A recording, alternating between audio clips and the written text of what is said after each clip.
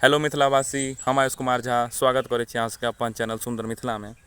आई फेर कविता लगा प्रस्तुत छी। कविता लिखने छी एगो बेटी पर, जे मिथिलांचल के बेटी छथि।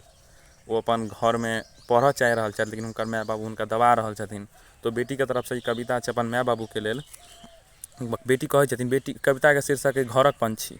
तो बेटी कह रहल छथिन कि घरक काज हम करबे करबै, घरक काज हम करबे करबै, की बेगरता बताबू ने। बड़ दिन तक मुँह में लत्ता कुचलहुँ, आब हमरा भेल काबू ने। जे मांगब से अहीं से मांगब, बेटी कह रहथिन बाबू के, जे मांगब से अहीं से मांगब, केकरा से कहिए बताबू ने। हमर एगो मांग यो बाबू, हमर एगो मांग यो बाबू, अहाँ पूरा कराबू ने। हमर एगो मांग यो बाबू, अहाँ पूरा कराबू ने। सबके देखै छियै स्कूल जाइत, कनि हमरो अहाँ पढ़ाबू ने। सबके देखै छियै स्कूल जाइत, कनि हमरो अहाँ पढ़ाबू ने।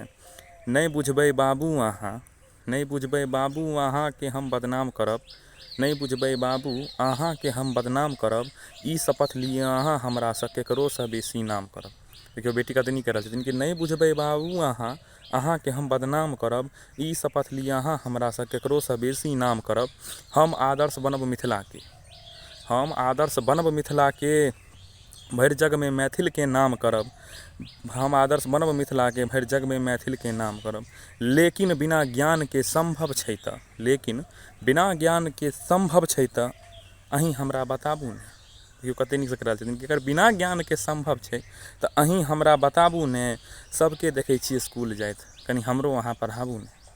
सबके देखै छियै स्कूल जाइत, कनि हमरो अहाँ पढ़ाबू। अहाँ कहब बेटी अछि हमर, हमरा घरक काज में लगाबू ने। अहाँ कहब बेटी अछि हमर, हमरा घरक काज में लगाबू ने।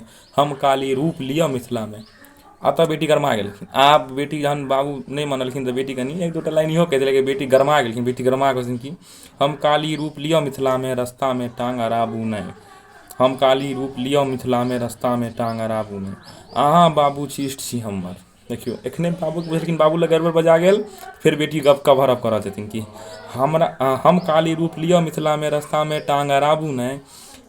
अहाँ बाबू छी इष्ट छी हमर, हमरा कर्म के राह देखाबू ने। अहाँ बाबू छी इष्ट छी हमर, हमरा कर्म के राह देखाबू ने।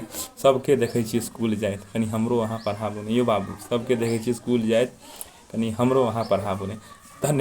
धन्यवाद। हम आयुष कुमार झा फेर से गप कहि रहल छी जे कनि हमर वीडियो के लाइक सब्सक्राइब कऽ दियौ। अहाँ सब नहीं करै छियै, शेयर कऽ दियौ। आ पैघ लोग के हम गोर लागै छी, आ छोट लोग के कहै छियनि जे की हाल समाचार है से कमेंट में बताओ। हम सीढ़ी पर बैसल छी, देखलिए वीडियो में पीछा के लाइन छूटि गेलै तो फिर जोड़ि देलिए। धन्यवाद हमर वीडियो देखै लेल, बहुत बहुत आभारी, बहुत बहुत धन्यवाद। जे केओ देखै छी कनि लाइक कऽ दियौ। जेना 100 आदमी देखै छी हमरा, कनि 50 टा आदमी जे लाइक कऽ देबै। अहाँ सबके नहीं नीक लगैए यौ, सेहो कमेंट में बताउ जे आयुष ई कऽ दियौ, मतलब वीडियो में ई कऽ कऽ सुनाउ। आ टॉपिक बताउ जे एखन तक हमर वीडियो पर रुकल छी हुनका लेल विशेष, लेकिन अहाँ टॉपिक लिख दियौ कमेंट में। हम वएह टॉपिक पर कविता अहाँके बना के देखाएब अंदर 2 दिन में। 2 दिन में हम कविता बना के अहाँ सबके सुना देब, एको दिन में सुना देब। धन्यवाद। कॉमेडी सुनऽ के बाद कविता तो ओहो कहू कॉमेडियो पर बना सकै छी हम, हर तरफ बना सकै छी, खाली सपोर्ट करियौ अहाँ सब। धन्यवाद। पैघ लोक के गोर लागै छी। धन्यवाद। जय मिथिला। ओतऽ छूटि गेल छलै, हम देखलिए कनि वीडियो लास्ट में जे छै से फोन आबि गेलै एगोटा के, तऽ वीडियो कट भऽ गेलै। हम पूरा वीडियो बनेलिए।